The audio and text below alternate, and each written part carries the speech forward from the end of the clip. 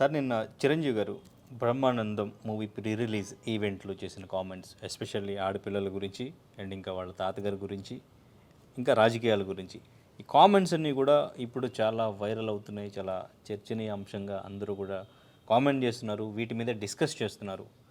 ఏమంటారు, మీరేమంటారు?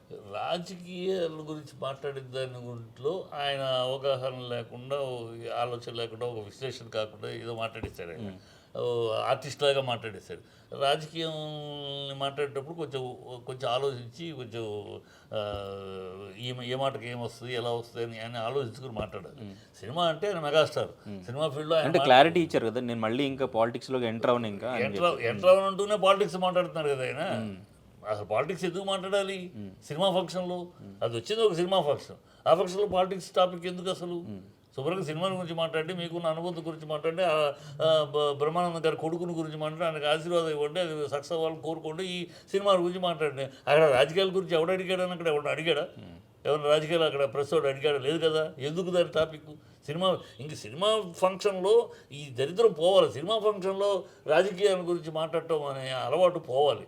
అది ఇంకెవరన్నా మాట్లాడితే చిరంజీవి గారు లాంటి పెద్దవాళ్ళు అది తప్పు, సినిమా ఫంక్షన్ సినిమాగా ఉండనివ్వండి, సినిమాలోకి రాజకీయాలు ప్రతి ఫంక్షన్లో రాజకీయాల గురించి మాట్లాడదు, దౌర్భాగ్యం చేయకండి అని ఆయన మందలించాలి. మందలించాలంటే ఆయనే మాట్లాడతాడు, ఇంకేం చెప్పాలి? కరెక్ట్, అది తప్పు. మిగతా విషయాల్లో ఆయన తప్పు పట్టడం, ఆయన ఏదో క్షమాపణ చెప్పాలంటూ కరెక్ట్ కాదు. ఆయన ఒక పద్ధతిలో చెప్పాడు. అందరూ ఇంట్లో ఆడపిల్లలు చూస్తే ఒక హాస్టల్, లేడీస్ హాస్టల్ లాగా ఉంది, అందరూ ఆడపిల్లలే. సో చరణ్కి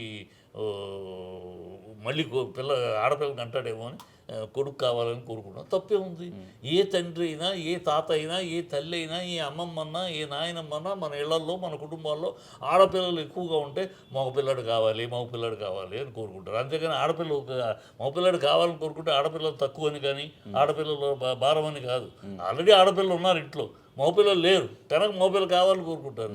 దాన్ని ఏదో తప్పని పట్టలేని కొంతమంది ఉన్నారు.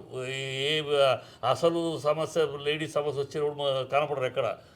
ఇలాంటి విషయాలు వచ్చినప్పుడు ఏదో చిరంజీవి అన్నాడు కనుక దాని ఏదో మనం ఖండిస్తే మనం పెద్ద